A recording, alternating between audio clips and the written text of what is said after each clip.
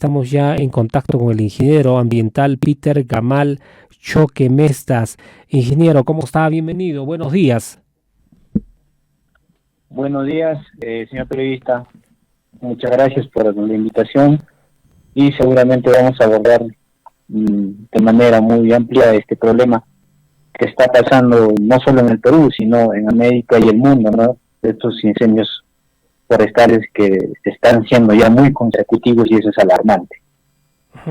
Los incendios forestales, de hecho, es una amenaza recurrente, no solamente aquí en el departamento de Puno, sino en el Perú y también en Latinoamérica y en otras latitudes.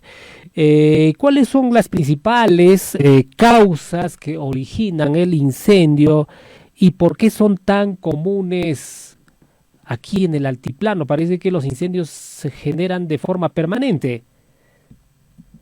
Ya, mira, hay dos causas. Uno que es provocado por la actividad antrópica, o sea, por las acciones del hombre, por unas culturas que hemos venido arrastrando de años, mal practicadas, ¿no? Para hacer cambio de revegetación y entre otras cosas que hacen. Claramente se ve acá, por ejemplo, en el lago Titicaca y en algunas partes de la zona saltoandina, que queman los pajonales, y lo que provoca pues es no poder controlar cuando hacen este tipo de actividad humana.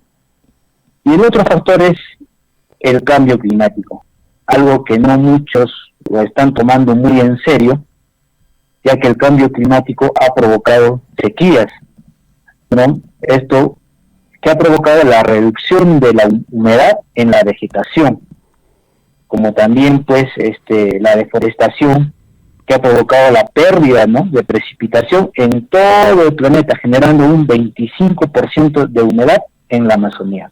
Toda planta, todo árbol debe de tener humedad. Y al no tener humedad, obviamente, pues cuando ustedes ven una plantita que está secándose, está propenso a poderse, en términos entendibles, quemarse mucho más rápido. Son esos dos factores por el que se están incrementando estos incendios forestales, provocados por el hombre y el otro generados por el cambio climático. Uh-huh. ¿Cuáles son las consecuencias más graves en estos incendios para los ecosistemas locales, la biodiversidad y los recursos hídricos, sobre todo aquí en el altiplano?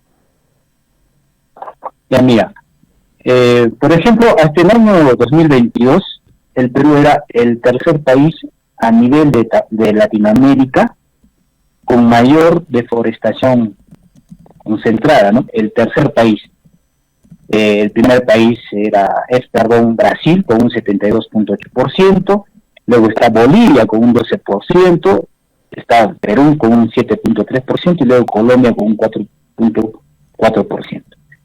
¿Qué es lo que provoca o qué es lo que genera o los efectos negativos cuando se tiene pérdida de cobertura vegetal en la Amazonía peruana o en este caso en nuestra región de Puno, ¿no? Se pierden muchos ecosistemas. En cada ecosistema, en este caso en las zonas altoandinas, existen pajonales y en estos pajonales existe vida, desde un pequeño microorganismo hasta las lagartijas, hasta las aves que viven ahí, ¿no? Y entre otro tipo de especies.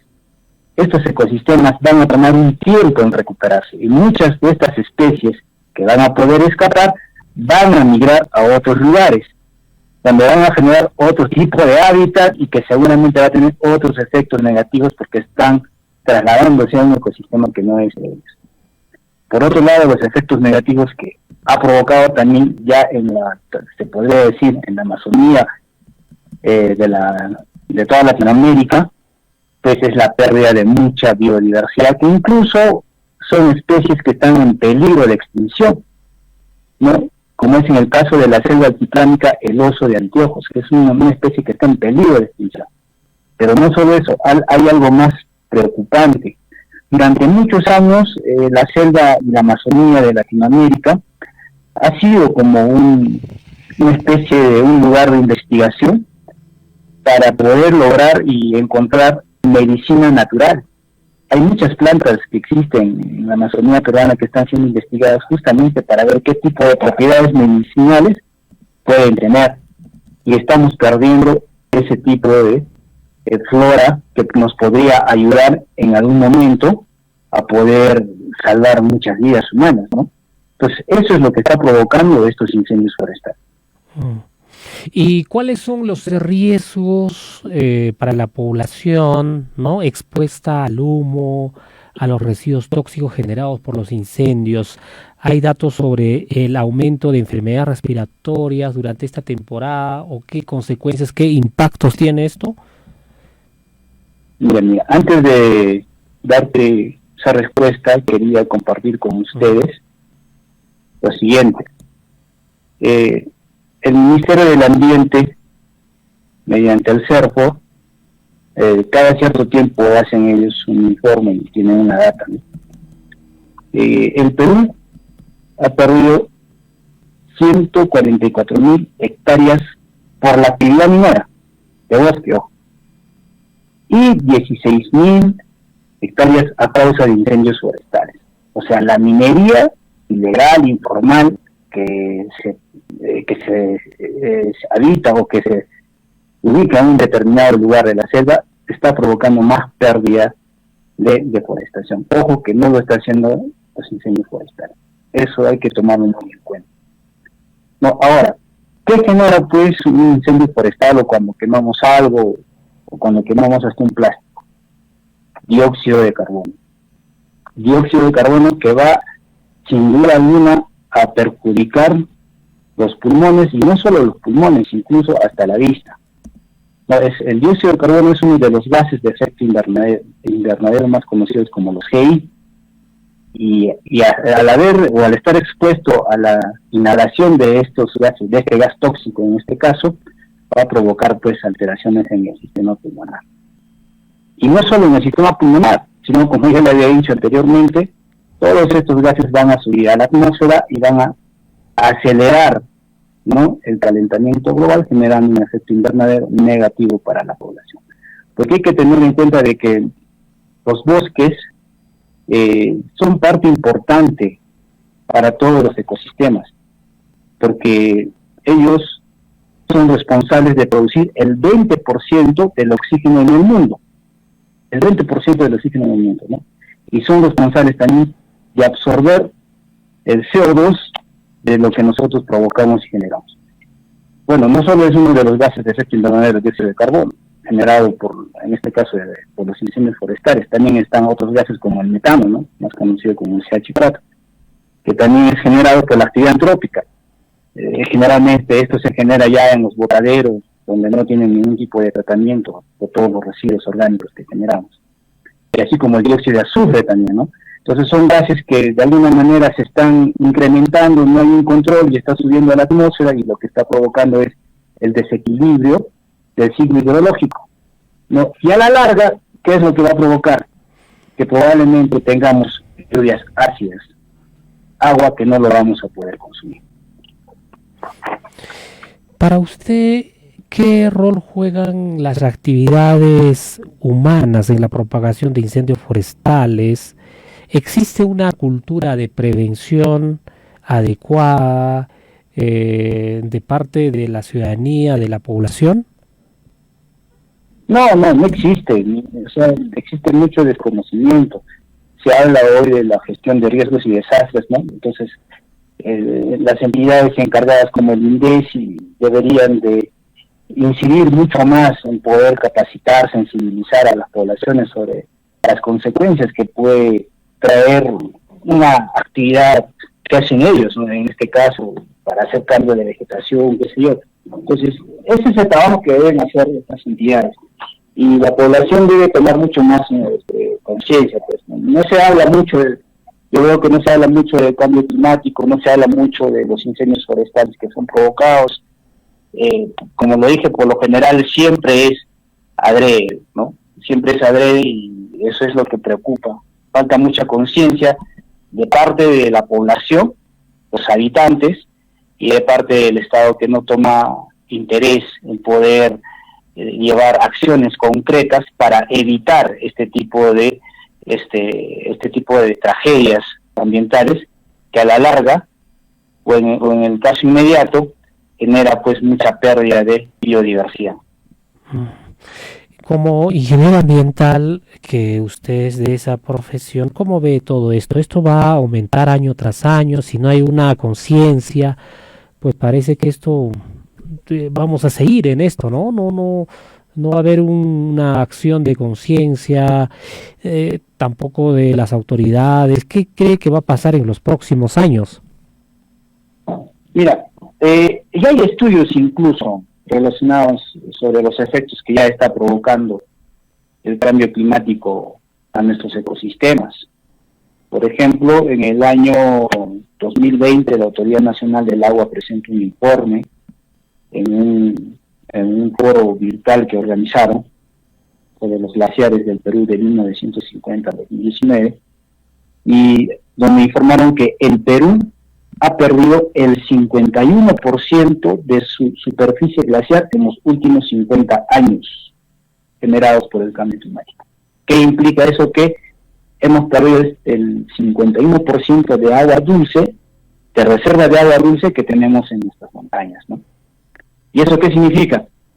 Que probablemente de acá a unos 10 años vamos a tener menos agua de consumo o agua potable, porque los nevados, los glaciares que tenemos son reservas de agua que por un proceso de escorrentía llegan a los manantiales y nosotros hacemos la captación de esos manantiales para llevar agua potable a las poblaciones. Y eso es lo que ha provocado el cambio climático. Entonces, ¿qué es lo que se debería hacer? Bueno, ya tenemos incluso la ley marco del cambio climático, donde regula y te dice qué acciones debes tú de hacer.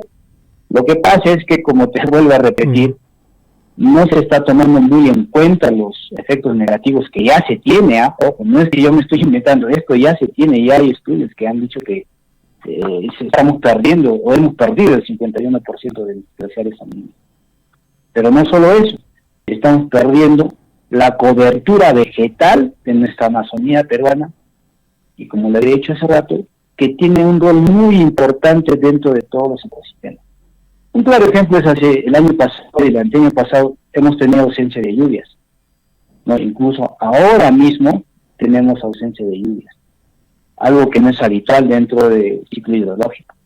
Entonces, hay que tomar mucha conciencia, pero si hablamos de conciencia, sería repetir y hablar un tema ya muy trillado que todos lo manejamos. Yo creo que acá las autoridades, desde el gobierno central, ya debe de tomar acciones concretas. He visto que el gobierno regional, por ejemplo, ha venido haciendo algunas acciones para poder mitigar los efectos negativos del cambio climático, ¿no? Por ejemplo, están implementando el Consejo de Cuencas Hídricas, que va a ayudar mucho para administrar bien ahora sí el agua. Pero, sin embargo, también hay otro tipo de acciones negativas. Se ve que hay dirigentes nacionales, por ejemplo, para poder seguir fomentando y promoviendo la minería ilegal e informal, que es algo que ha provocado también la deforestación en la selva. ¿Y qué implica pues deforestación?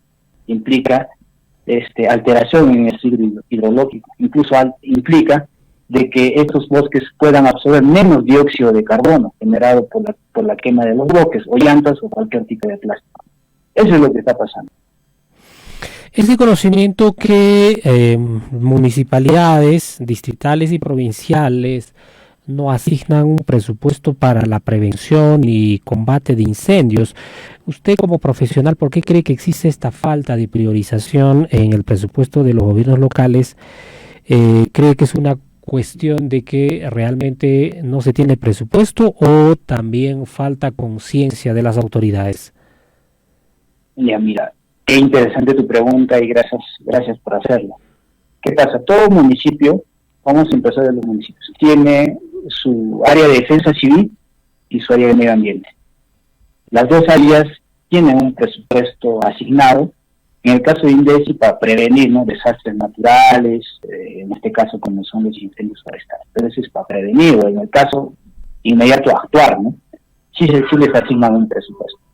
En el área de medio ambiente, mira, es irónico decir, es un área tan importante, pero solo le asignan presupuesto para limpieza pública. ¿no? Que es el recojo de todos los residuos orgánicos y no orgánicos, solo para eso, más no un presupuesto que lo puedan utilizar para poder acciones de prevención, ¿no? O de mitigación frente a los desastres provocados por el cambio climático. Entonces, eso es uno. Dos, sí hay desconocimiento de parte de las autoridades, indudablemente. Tú te vas a un pueblito, a un distrito alejado, van a decir acá no hay contaminación, acá no hay el cambio climático, nada, o sea, no le dan la prioridad al caso. Y tres, tú conoces muy bien que existen los presupuestos participativos, están los dirigentes, y la población en general, cuando tienen reunión con una autoridad, siempre van a pedir obras de fierro y cemento, ¿no? Nunca van a priorizar este tipo de proyectos como, por ejemplo, mejorar la infraestructura natural, ¿no? Que son proyectos que en países como Europa o Países Bajos ya están haciendo este tipo de proyectos, y acá no. Y tú te vas a un pueblito, lo primero que van a pedir es un salón comunal, y no te van a pedir siquiera una represa, ¿no? Porque hay que pensar ya en represas, como ya te había dicho, hemos perdido el 51% de los glaciares, entonces debemos de pensar en cómo nosotros almacenamos agua en las partes alcandinas, para que en la temporada de sequía podamos nosotros hacer uso de ese agua. Esos proyectos ya deben de ser de prioridad. Yo creo que ya no los salones comunales ni las canchitas de gras sintético, incluso es contradictorio porque es gras sintético, tiene plástico que a la larga se va a convertir en microplástico y va a llegar a una cadena alimenticia, y ya está comprobado que en la actualidad nosotros, o en algunos lugares ya se consume pescado con presencia de microplásticos. Entonces, falta información, falta en primer lugar conocimiento por parte de las autoridades, por parte del gobierno nacional, destina más presupuesto a estas dos áreas que te he dicho, defensa civil y al área de medio ambiente, y por otro lado que la población tiene que tomar mucha conciencia. Olvídense ya de salones comunales, olvídense de canchitas sintéticas, de fierro y cemento, piensen en el futuro, y el futuro es que lo más probable que al 2050 el agua que tenemos ahora solo lo vayamos a tener un 10%. En términos de políticas públicas, ¿usted cree que hay una coordinación adecuada entre autoridades locales, regionales, para la gestión de incendios forestales? ¿Ve usted que hay estrategias, prevención y respuesta que se están implementando o que deberían implementarse? ¿Me podría repetir, por favor? La pregunta no lo escuché. ¿Usted cree que hay un trabajo coordinado entre los gobiernos locales y gobiernos regionales para la gestión de estos incendios forestales? ¿Ve que hay estrategias de prevención, respuestas que deberían implementarse para hacer frente a este problema? No existe. Y si hay alguna iniciativa no ha tenido resultados, ¿no? Porque de lo contrario no tendríamos la magnitud de estos incendios forestales, ¿no? Que son alarmantes. No existe ese buen trabajo, esa articulación. Como te decía hace rato, el problema viene mucho más de fondo, ¿no? De la autoridad de un gobierno local. Pongamos un ejemplo, digamos en la selva puneña, que haya un incendio forestal. Yo he visto personalmente incendios forestales en la selva puneña, y el alcalde, cuando pasa, recién se desespera y dice, ¿qué hacemos? No saben a quién llamar, ni siquiera hay bomberos en los distritos alejados, que hablo pues de Para, Limbán. Entonces no existe. Entonces, ¿tú cómo vas a actuar en ese momento? Lo que sucede en ese momento es que el alcalde llama a su defensa civil con sus serenazgos y tratan de poder evitar que el incendio se expanda. Entonces, no hay esa articulación, hace falta esa articulación. Tal vez podríamos pensar en proyectos o en implementar, ¿no? Con maquinaria pesada como es en Australia. En Australia tú tienes un incendio forestal, te viene un helicóptero y te fumiga todo, y evitas de que el incendio forestal se propague. Entonces, deberíamos estar pensando también en poder hacer ese tipo de tecnología, ¿no? Uso de esa tecnología, perdón. Y eso implica articular, pues, entre gobiernos local, gobierno regional, incluso gobierno nacional. Y eso que el Ministerio del Ambiente es uno de los ministerios que tiene muchas entidades más que en otros países. Se tiene el CERFOR, se tiene el CERNAM, incluso hay el Instituto de Investigación sobre los Glaciares Andinos. O sea, hemos avanzado mucho, pero falta esa articulación, o sea, los municipios incluso con esas entidades.